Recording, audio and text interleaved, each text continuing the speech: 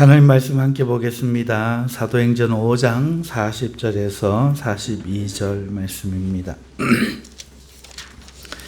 사도행전 5장 40절에서 42절 말씀 찾으셨으면 우리 함께 합독하십시다. 그들이 옳게 여겨 사도들을 불러들여 채찍질하며 예수의 이름으로 말하는 것을 금하고 놓으니 사도들은 그 이름을 위하여 능욕받는 일에 합당한 자로 여기심을 기뻐하면서 공의 앞을 떠나니라. 그들이 날마다 성전에 있든지 집에 있든지 예수는 그리스도라고 가르치기와 전도하기를 그치지 아니하니라. 아멘. 할렐루야. 반갑습니다. 우리 하나님 앞에 우리 목소리로 할렐루야 한번 크게 외치십시다. 할렐루야. 반갑습니다. 우리 늦게 오신 박경배 성도님, 김순자 지사님, 박은민 성도님 반갑습니다. 우리 서로 보면서 한번 인사하십시다. 반갑습니다. 잘 오셨습니다. 서울에서 근 한 달 만에 온 저 조은영 형제도 어린 친구도 있고 그렇습니다. 오늘 본문 말씀 가지고 심장이 뛰고 있는가 하는 제목으로 말씀을 증거할 터인데요. 지금 우리는 예루살렘 성 안에 하나님의 큰일, 즉 성령이 오심으로 세상을 구원하시는 예수 그리스도가 그 안에서 전하여지고 믿게 되며 동시에 예루살렘 안에서 그것을 방해하는 세상의 위협의 이야기들을 우리가 보고 있죠. 지금 무대가 예루살렘입니다.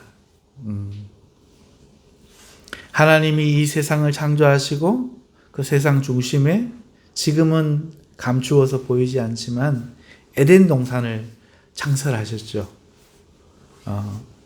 그리고 그 에덴 동산에 하나님이 남자와 여자를 만들어서 하나님의 형상으로 이 땅에 자신을 드러내셨습니다. 마찬가지로 하나님께서는 타락한 많은 사람들 가운데 한 사람 아브라함을 택하여 하나님 경외하는 백성 삼으시려고 그를 민족으로 12지파로 택하셔서 하나님의 나라를 세우셨는데 이것은 그들이 똑똑하기 때문도 아니고 숫자가 많기 때문도 아니고 더 강하거나 지혜로웠기 때문이 아니라 연약한 자들을 택하여 하나님의 크신 사랑과 능력을 이 땅에 드러내고자 그렇게 하셨던 것입니다. 하지만 에덴 동산이 하나님을 순종하지 않은, 하나님의 말씀을 믿고 지키지 않은 사람들 때문에 파괴되고 쫓겨나게 된 것처럼 이스라엘 백성 또한 하나님의 말씀에 진정한 오의를 생각하지 않고 형식적으로, 인간적으로, 습관적으로 지키려고 하니까 하나님이 선악과를 왜 먹지 말라 했는지를 생각하지 않은 아담과 하와처럼 하나님의 말씀을 그저 형식적으로 지키는 그 전통과 습관만을 인성에 뿌리 깊게 못 박게 만든 그 문화로 인해서 그들 전체가 타락하여 변질하였습니다. 그래서 메소포타미아 그들이 부름받은 그곳으로 하나님이 다시 돌려보냈지만 그들은 정신을 차리지 못하였고 예수님이 오셨을 때 그들은 캄캄한 세상이 되어 있었습니다. 자, 그 가운데 세상 가운데 에덴 동산을 창설하시고 세상 사람들 가운데 아브라함을 뽑아 민족 삼으신 하나님께서는 이 예루살렘 한가운데 다시금 하나님의 나라, 하나님의 역사를 일으키기 시작하셨는데 그것이 바로 오순절 사건입니다.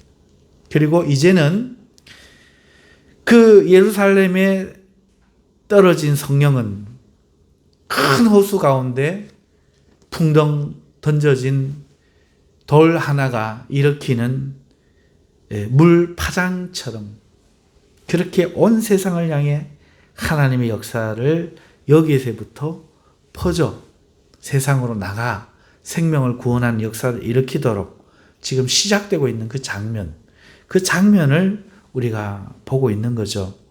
그런데 여기에서부터 하나님을 방해하고 그것을 못하게 하려고 하는 마귀의 이야기는 여기에서부터 시작되고 있습니다. 에덴 동산에서는 사람을 유혹하여 타락시킬 수 있었습니다. 뱀이, 마귀가 할 수 있었습니다.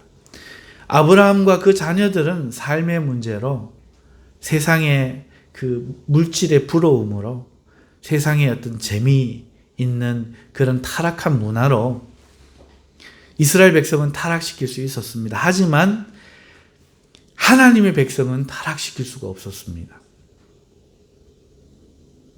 변하지 않았습니다. 이유는 딱 한 가지입니다.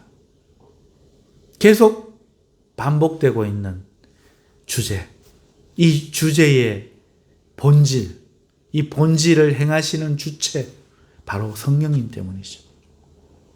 성령님이 우리를 예수님이 말씀하신 것처럼 버려두지 않으시고 가여이 여기셔서 이 땅에 오셔서 성령님이 주장하시자 성령의 감화, 감동, 역사, 보호하심을 받는 성도들은 변하여지지가 않는 겁니다. 그들의 육신은 끊임없이 약하여서 넘어지거나 하나님을 섬기기를 거절하거나 기도하기를 힘쓰지 않거나 하지만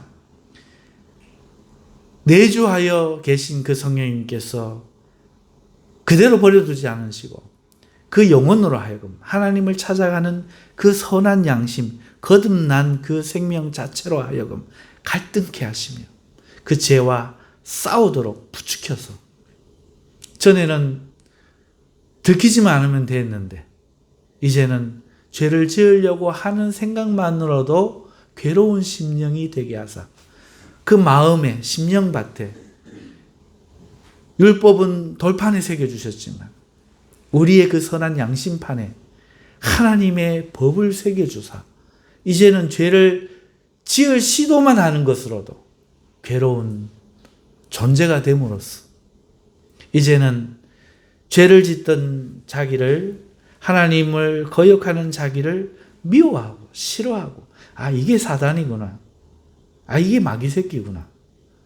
그러면서 한편 나를 자랑하던 모든 것들을 십자가에 못 박고 이생의 자랑과 육체의 정욕과 안목의 정욕을 다 십자가에 날마다 죽으며 날마다 못 박으며 아무것도 행할 능력이 없음을 알면서도 노력해도 이 땅에서는 의인과 천사와 선인이 될 수 없음을 알면서도 이런 죄인을 사랑하시는 하나님이 이제 그 아들 예수 그리스도로 말미암아 새 도성을 갖고 우리를 신부로 그 백성으로 맞아 가지고 오실 그 날만을 기다리는 믿음 한 가지만을 꼭 지키고 다른 거 하나도 의지하지 않고 보태지 않고 치장하지 않고 꾸미지 않고 이거 한 가지만을 자랑하면서 이걸 지키는 나를 자랑하려고 하는 나를 계속 십자가에 못 박으면서 살아가게 성령님이 하고 계시니까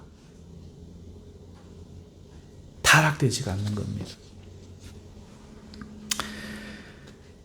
그 역사가 이 예루살렘에서부터 시작됐단 말이죠. 그리고 우리는 그 현장에 있는 사람들을 우리는 보고 있는 겁니다.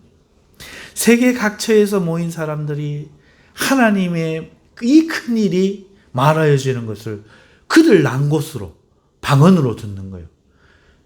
영어권에게는 영어로, 스페인에게는 스페인어로 한 게 아닙니다. 제자들은 자기 말 했습니다. 들리는 사람이 그렇게 들리는 거예요. 자기 말로 들리는 겁니다.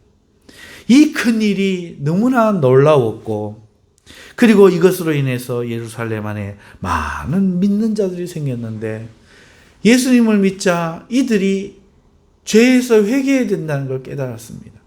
그래서 지금까지는 물질에 사로잡혀서 죽음의 두려움에 사로잡혀서 내어놓을 수 없었던 삶의 문제들을 죽기를 각오하고 죽음을 두려워하지 않게 되자 기꺼이 자기의 물질을 내어놓고 서로 아낌없이 나누면서 거룩한 공동체를 이루기 시작했는데 세상은 이것을 보고 깜짝 놀랐고 칭찬하기 시작했습니다.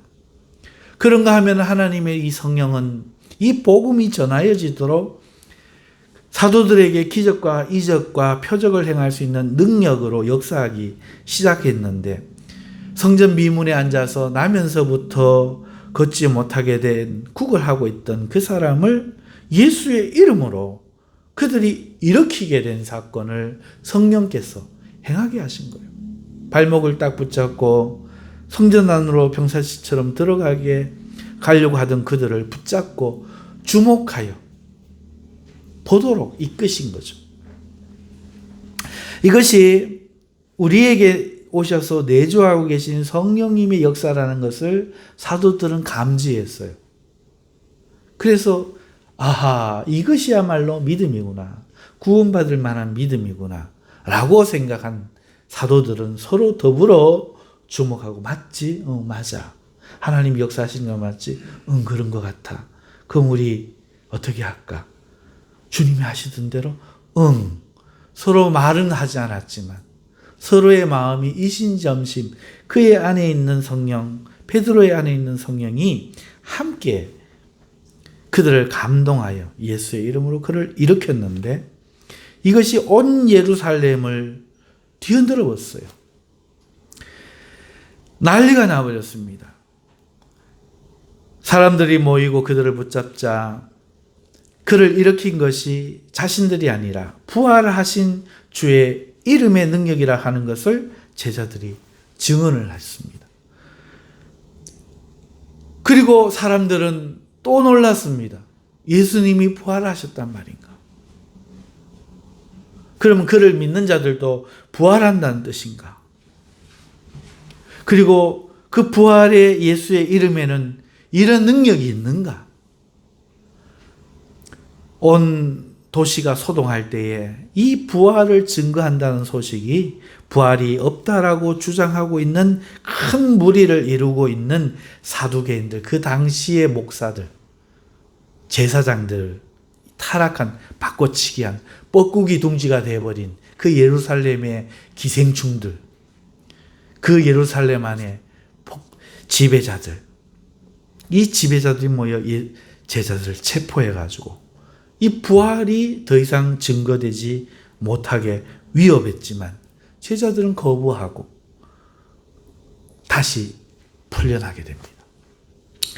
사도들에 의해서 그 이후에 큰 기적과 표적이 민간에 막 나타나니까 허다한 시민들이 주님을 믿고 제자가 되기 시작했습니다.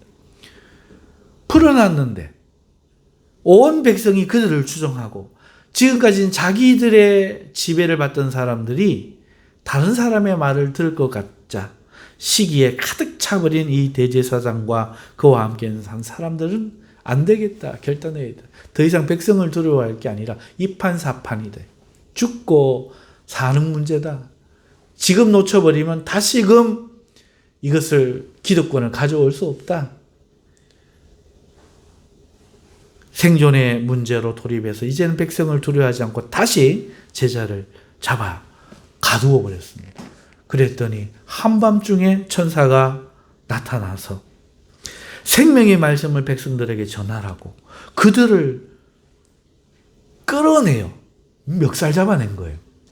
끌어내요. 왜? 생명의 말씀 전하라고. 그래서 끌어내서 생명의 말씀을 전하라 하니까 새벽부터 성전에 들어가. 누가 새벽부터 온다고? 새벽부터 성전에서 말씀을 가르치기 시작한 거예요. 제자들이 옥에서 사라진 것을 안 이 감독들이 사람들을 다시 보내 제자들을 데려왔고 제자들을 위협하고 추궁하고 있었습니다.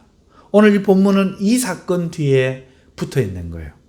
오늘 우리가 읽은 40절에서 42절은 그 사건과 지금 연결되어 있습니다. 다시 잡혀온 거예요. 자, 그래서 33절에 보면은 그들이 듣고 크게 노하여 사도들을 없이하고자 할세. 이제 죽이려고 하는 겁니다. 아, 안 된다 이제. 더 이상 안 된다. 죽여버리겠다.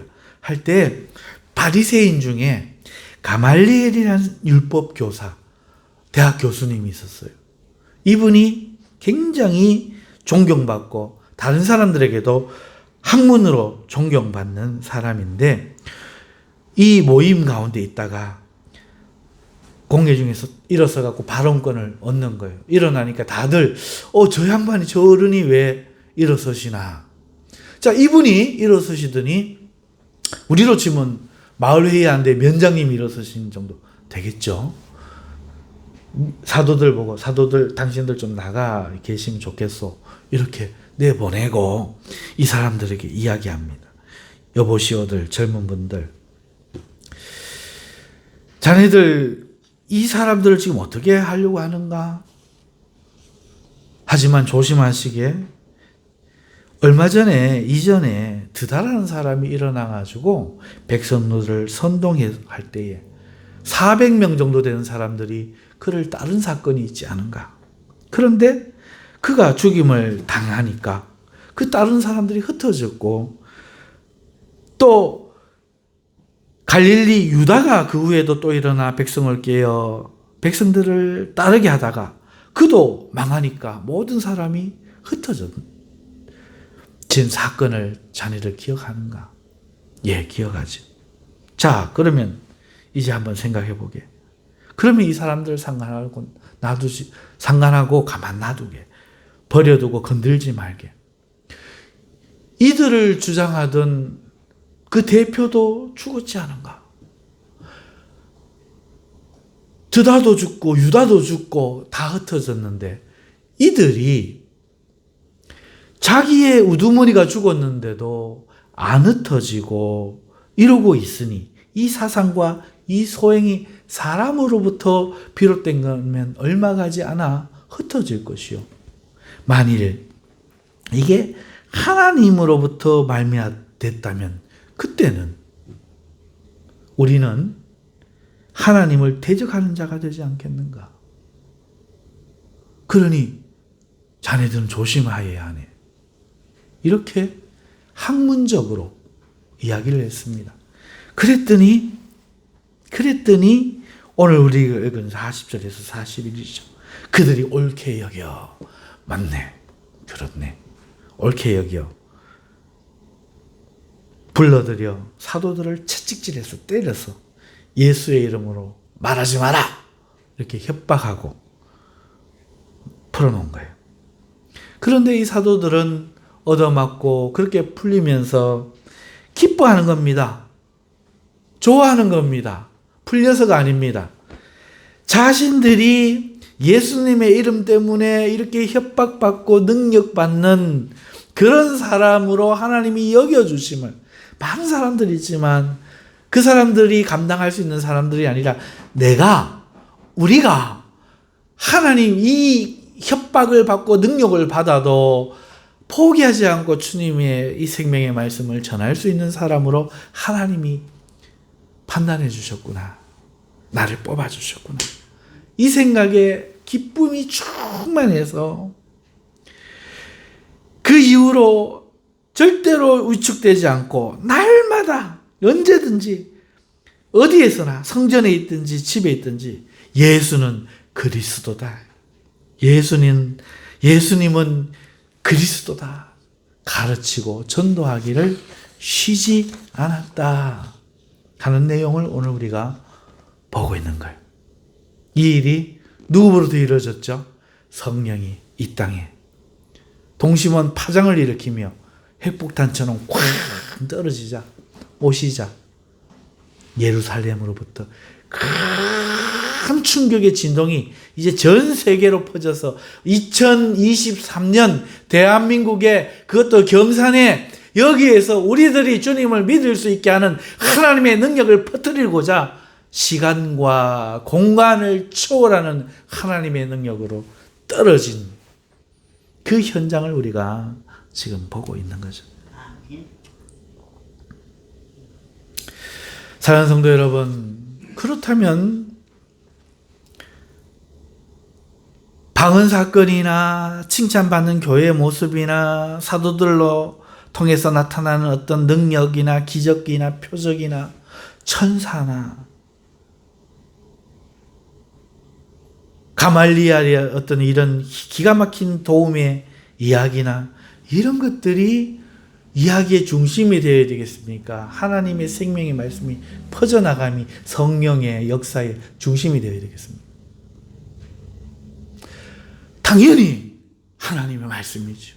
이런 것들은 격가지입니다. 우리의 인격도, 낳고 죽음도, 살고 태어남도 다 격가지일 뿐입니다.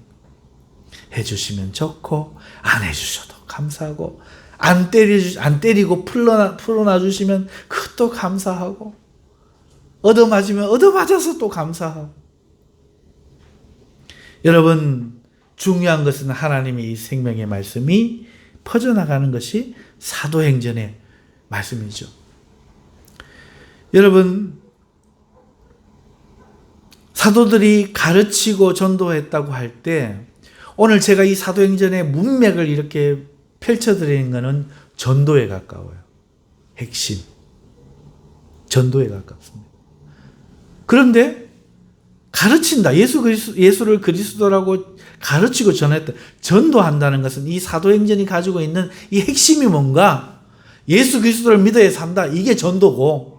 그럼 가르침이란 뭔가? 오늘 우리가 그 중에서도 40절에서 42절 가지고 그 내용을 세세하게 풀어 가잖아요. 이건 가르침에 속하는 거겠죠. 그 일이 어떤 의미를 갖고 우리는 그러니까 어떠해야 되는가 등을 생각하게 하는 것은 전도라기보다는 가르침에 속하는 것입니다. 그래서 오늘 저는 본문에 이 지난번에 설교한 영역 속에 범주에 들어가지만 세 구절을 가지고 오늘 숲을 보는 이 전도와 같은 큰 흐름 속에 지난번에 행했던 것처럼 작은 가르침의 영역으로 들어가서 오늘 우리가 하나님을 이해하고 우리를 이해하고 그래서 오늘 우리가 우리 삶을 이해하도록 하는 이 일을 하고 있는 것입니다. 자, 사랑하는 성도 여러분, 그렇다면은 우리는 이 제자들을 보면서 몇 가지 생각해 봐야 될 게 있겠습니다. 제자들은 어떠했는가 하는 것이죠. 우리는 어떠한가 하는 것입니다. 생명의 말씀을 전하는 이 일에 나타난 이 제자들의 모습을 통해서 오늘 우리가 살아가야 될 방향을 우리도 바로 잡아야 하는 것이겠죠. 이 생명의 말씀을 전하는 일에 제자들은 어떠한 모습이었는가? 두 가지입니다. 첫째는 그 이름을 위하여 능욕받는 일에 합당한 자로 자신이 여김받음을 기뻐하였다 하는 것입니다. 한 번은 잡혀서 예수님 때문에 위협을 받았고 놓였는데 다시 잡혀서 이게 어떻게 된 일인가? 하나님의 일이 왜 방해받는가? 이거 계속 하는 거 맞는가 싶은데 천사가 끄집어내서 계속 하라고, 붙잡혔다 하라고. 그래서 전했는데 그러면 안 잡혀야 되는데 또 잡힌 거예요. 그리고 이번에는 죽임을 당할 뻔했는데 기가 막히게 가말리엘이라는 사람이 일어나가지고 편들어줘 버리는 바람에 안 맞아야 될 채찍을 맞고 지금 놓였습니다. 이제 또 전하다가는 또 반드시 죽을 일이 생기는 거죠. 그리고 실제로 이 사건 뒤에 뭐가 나옵니까? 스데반 집사를 죽이는 일이 나와요. 그러니까 이 핵폭탄의 파장만큼 이것을 덮으려고 하는 이 물리적 반사, 폭탄이 떨어지면 펑 터지는 만큼 이 흙이 다시 덮으려고 하잖아요. 이거는 자동 반사로 일어나는 거죠. 마귀는 이 일을 자동으로 막으려고 하기 때문에 이 충격이 강하면 강할수록 반대도 강하게 나타나는 것이죠. 하지만 이 일에 기뻐하였다는 거예요. 다른 사람은 견딜 수 없다. 이 충격을 견딜 수 없다. 누가 이걸 위해서 일을 할 건가? 하나님이 그 일에 나를 합당히 여기셨구나. 이 생각에 사도들은 기뻐하였다 하는 겁니다. 그래서 그들은 성전에 있든지 집에 있든지 날마다 예수를 그리스도라고 가르치기와 전도하기를 그때부터 쉬지 않았습니다. 이것이 중요함을 깨달았죠.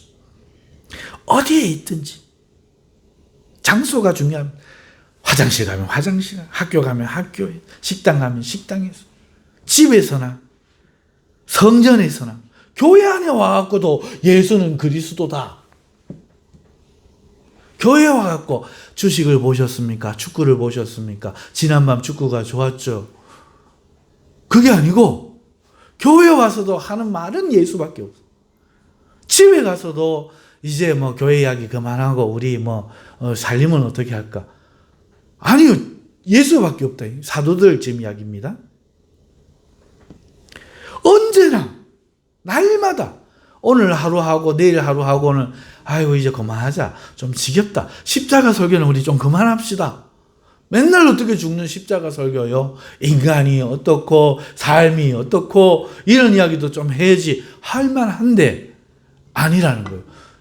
예수의 십자가의 죽음과 부활 이것에 대해서 예수님이 그리스도라고 이것이 구원의 일이라고 날마다 그것을 가르치기 시작했다.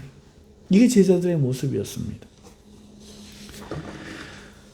오늘 우리들의 모습은 그러면 어떨까요? 오늘 우리는 어디에 서든지 그렇게 이 제자들처럼 날마다 오직 예수를 전하고 가르치고 있다고 생각하십니까? 제가 볼 때는요, 오늘 많은 성도들과 또 일반적인 성도들의 모습은 이거하고는 거리가 먼 것 같습니다. 어디에서든지 날마다 예수를 가르치고 전하는 것을 가능한 것이라고 생각하는 성도는 없는 것 같아요.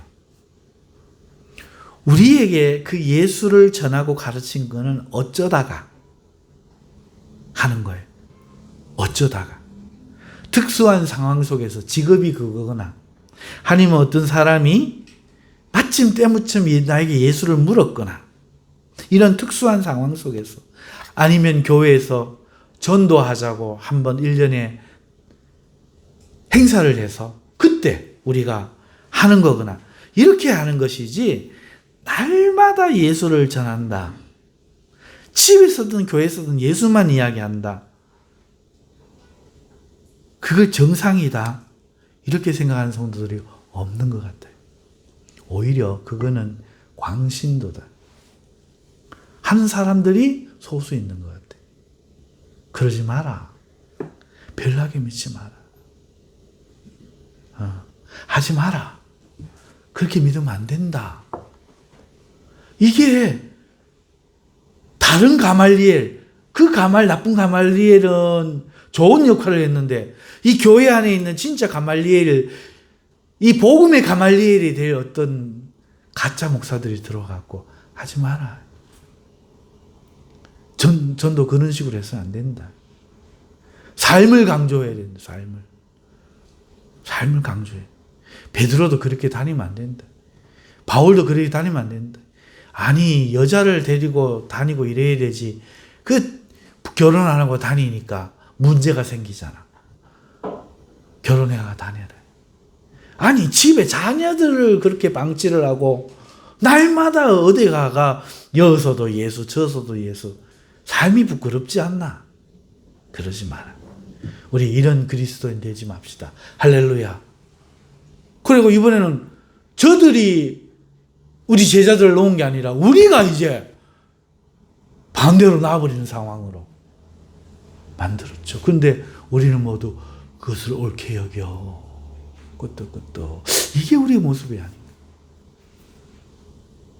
이제는 더는 어떤 성도도 날마다 매 시간 언제나 어디서나 예수를 주와 그리스도로 전하는 일은 아니라고 보는 시대.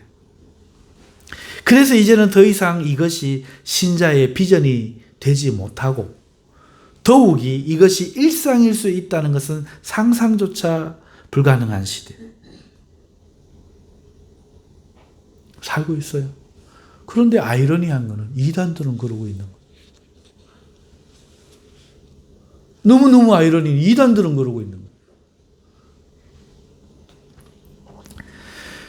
우리의 복음은 많은 일상적인 대화와 친밀한 관계를 힘입어 드디어 기회를 포착할 수 있는 것이지 결코 그것이 우리 성도의 이 복음 전하는 것이 예수를 말하는 것이 인간관계의 주된 일이라 주력이라 우리는 믿지 못하게 된 것 아닌가 싶습니다.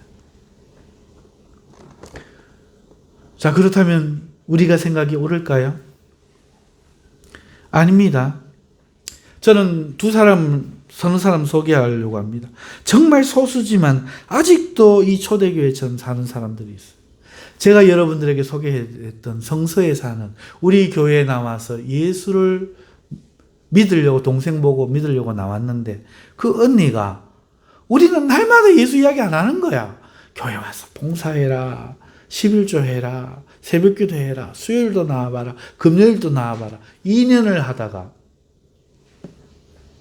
내 동생이 만났던 하나님을 이 교회에서는 만나지 못하겠습니다 하고 돌아가셨어요. 오후 예배 마치고 인사하고 칼같이 끊으셨어요. 예수를 전해야 되는데. 그러나 그 동생은 언니에게 날마다 예수를 전했거든. 내가 만난 예수. 얼마나 내 삶이 바뀌었는지. 동생 자라와서 알거든요. 자매거든요. 그 동생이 그렇게 슬픔과 비관적이던 동생이 예수를 만나고 발짝 바뀌어서 날마다 예수를 이야기하는 그것을 보고 나도 저 기쁨 한번 가져보고 싶어서 왔었던 그 사람 한번 소개한 적이 있죠. 여러분들이 아실 만한 사람이 또 누가 있을까 하다가 생각난 사람이 김윤숙 집사님 친구. 예수님을 안 믿고 그랬던 그분이 지금 예수님을 뒤늦게 믿고 예수님을 만나서 현풍에서 농공에서 새벽 기도를 몇 년간 다녔죠? 저 앞산 밑에 이 신천대로 있는데 거기까지 몇 년을 다니고 이제는 집을 팔고 그 교회 옆으로 이사를 했어요. 사람이 변해가고 우리 교회에도 토마토도 보내주시고 2번인가 3번인가 보내주시고 그 외에도 몇 번 그렇게 섬겨주셨던 기억이 있는데요. 지금도 미장원 원장님을 구원한다고 그 미장원에 공을 들인대요. 자기 오빠, 자기 가족들을 구원하기 위해서 애를 쓰고 있대요. 그렇게 돈이 없는데도 하나님의 일을 하고자 애를 쓰고 있다는 이야기를 들으면서 아직도 소수지만 이런 사람들이 있다 하는 것입니다. 사랑하는 성도님들, 다른 나라 사람 한번 이야기할까 싶은데요. 이사벨 마이어스라는 한 미국 소녀가 있어요. 2005년생이죠. 이제 18살 됩니다. 2월이니까 이제 2월 18일 되면 말이죠. 그녀는 미국의 아역 배우예요. 이번에 웬즈데이라고 하는 큰 영화에 주역으로 캐스팅돼가지고 세계 매스컴으로부터 지금 굉장한 주목을 받고 있는데 우리나라에도 이 소녀가 알려져서 굉장히 유명해졌습니다. 왜 그런가 하면은 그녀가 한국말을 너무 잘한다는 거예요.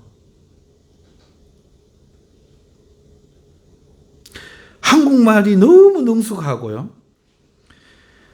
거기다가 그 이유를 따져보니까 그녀의 할아버지가 그리스 사람인데 6.25 때 오셔가지고 부산에 살면서 그 기술로 한국을 위해 일해야겠다 생각하셔서 한국에서 일을 하셨고, 그녀의 어머니가 그 할아버지가 해주시는 한국 음식을, 부산 음식을 먹으면서 돼지국밥 같은 거 이런 거 먹으면서 살아가지고 지금도 미국에 살지만 이 이사벨 마이어스 자녀들에게 한식을 어려서부터 먹이고 해먹이고 한국말을 가르쳤다는 것입니다.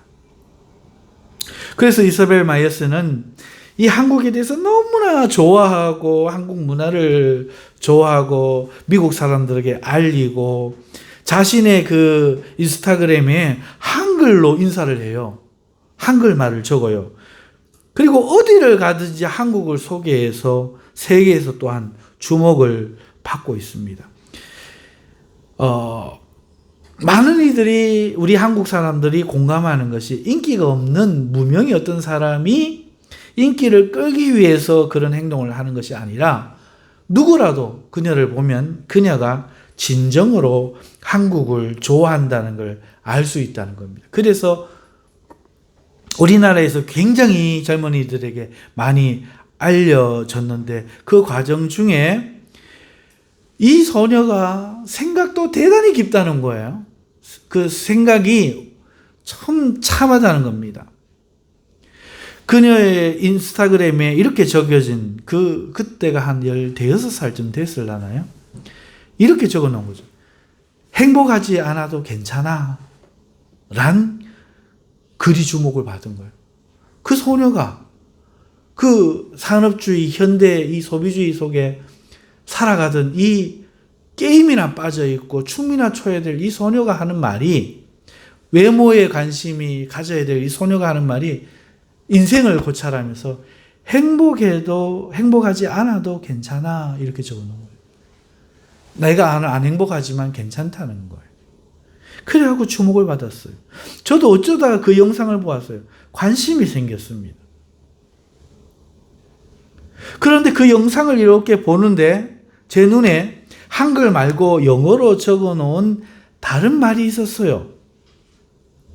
그 내용이 너무 놀라워서 저는 영상을 멈추고 캡처를 했습니다.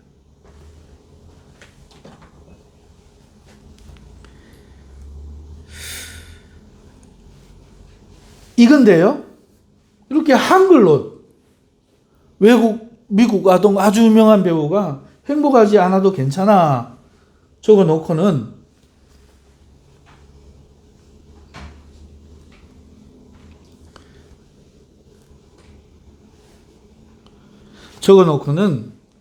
한글 보이시죠? 영어로 뭐라고 적어 놨는가? Yes, I love Jesus. 왜 행복하지 않아도 괜찮은지가 이유가, 저기 사람들은 이건 말을 안 해요. 이 어린 소녀가 인생이 안 행복해도 나는 괜찮아. 그 이유는 자기가 예수님을 사랑하고 있기 때문이래요. 너무 놀랐어요. 그래가지고 뭐야 이 여자애 하고 그전에 인스타그램에 내가 방문해야겠다. 남이 하는 이야기는 다 못 믿지. 내가 눈으로 확인해야지. 들어가 봤어요. 그랬더니 안녕하세요, 이사벨입니다. 네, 많은 분들이 제가 어떻게 한국어를 배웠는지, 왜 배웠는지 많이 궁금하시니까 이 영상을 만들고 있습니다. 이러면서 자기를 소개하는 것도 있고요. 이게 그녀의 인스타그램인데 들어가 봤더니 이렇게 돼 있습니다. 행복하지 않아도 괜찮아 라고 하고 옆에 한번 보세요. 영어가 아닙니다. 이게 뭔가 읽어봤더니 아가파오 톤 이에수스 그리스토입니다. 그리스 성경 읽고 싶어서 그리스 말을 배워가지고 헬라어를 배워가지고 적은 거예요. 아가파오 난 사랑해 톤 이에수, 그 이에수 구주를 나는 사랑해. 그러니까 이 땅의 삶 정도는 행복하지 않아도 괜찮아.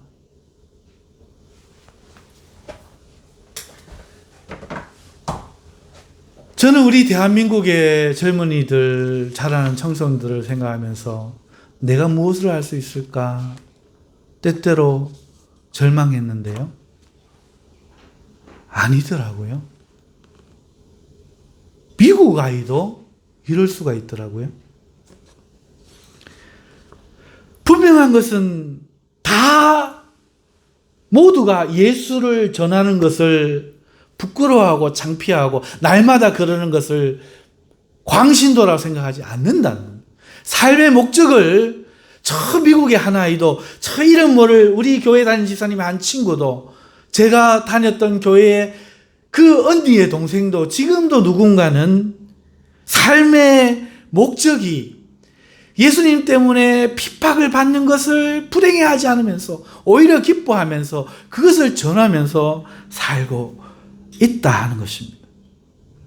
사랑하는 성도 여러분, 많은 생각을 하게 되는 주일 아침입니다. 우리는 이렇게 살 생각이 과연 있는가? 스스로에게 물어봅니다. 남이 할 수 있다면 나는 할 수 없는가? 내가 하지 않는 것을 지금 나는 남 탓이거나 오늘 우리의 환경 탓으로 돌리고 있는 건 아닌가? 나 자신의 삶의 목적이, 꿈이 그리스도를 전하는 것이라는 그런 생각을 품어볼 수 있다는 생각을 내가 안 하고 사는 것 아닌가? 다른 이들 보면서 다시 한번 내 가슴이 뛰는 것을 느낍니다. 사랑하는 성도 여러분, 모두가 아니라고 말해도 나 한 사람 오늘 이 시대에 주를 사랑하는 이 사람들처럼 일어설 수 있다면 그 작은 변화가 오늘 예루살렘이 떨어진 이 성령의 핵폭탄이 오늘 복음을 이곳에 전한 것처럼 오늘 내 가족을, 내 친구를, 내 동료들을 변화시키는 능력이 되지 않을까 생각해 봅니다.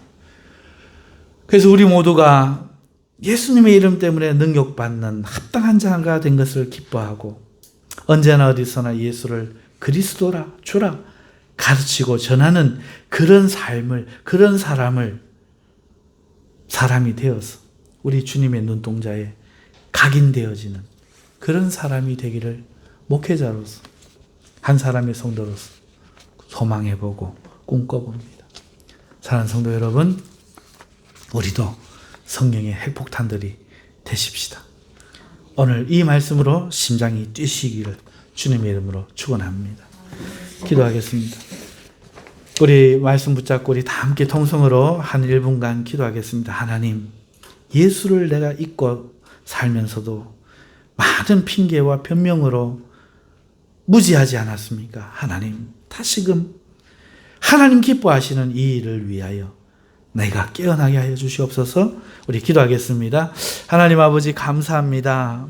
아버지, 오늘 주일 아침에 저희들 참으로 하나님 앞에 영광을 돌린다고 나와서 작은 헌금을 하고 옷을 갖추어 입고 하나님 앞에 예배 드리지만 이것이 하나님 앞에 그래도 우리가 할 수 있는 최선이라고 믿고 괴로우나 좋으나 나왔지만, 그래서 하나님이 알아주시고 이해해 주시고 그럴 거라고 생각했지만 오늘 초대교회를 보면서 이들의 삶과 우리의 삶이 다른 이유는 그때는 처음이고 이제 2000년이 지나서 시대가 다르고 삶이 달라서 그럴 것이라고 우리는 합리화했지만, 하나님 가만 생각해 보면은 하나님 지금도 어떤 이들은 주를 전하는 것을, 주님으로 인하여 기뻐하고 주님 때문에 능력받는 것을 기뻐하면서 살아가는 자들이 있는 것을 보면은 하나님, 오늘 우리는 어쩌면 스스로의 함정에 빠져 있고 스스로의 합리화에 빠져 있는지 모르겠습니다. 하나님 아버지, 그렇다면 오늘 우리도 다시 한번 이 말씀이 옳은 줄을 깨닫는다면 우리의 심령의 심장이 이 말씀으로 뛰어서 하나님, 우리도 복음을 들고 예수의 이름으로 살아갈 수 있도록 힘을 주시옵소서, 능력을 주시옵소서. 다른 이들은 어쩌하든지 하나님, 나 한 사람이라도 예수를 말하며 예수를 생각하며 성령님의 순종을 받으며 살아가고 아버지 하나님의 생명의 그 전파자가 되어지는 일에 이 한 몸 던질 수 있도록 우리를 축복해 주시옵소서. 하나님 아버지, 우리 마음에 가득 찬 것들을 다 비워내고 말씀이 우리 안에 역사하셔서 우리의 영혼의 골절과 관절을 다 쪼개고 골수까지 쪼개고 세포 조직까지 다 쪼개어서 육적인 것은 다 떨어져 가고 생명의 말씀, 진리의 말씀으로만 온전해지도록 은혜 베풀어 주시옵소서. 예수님의 이름으로 감사드리며 기도하옵나이다. 아멘.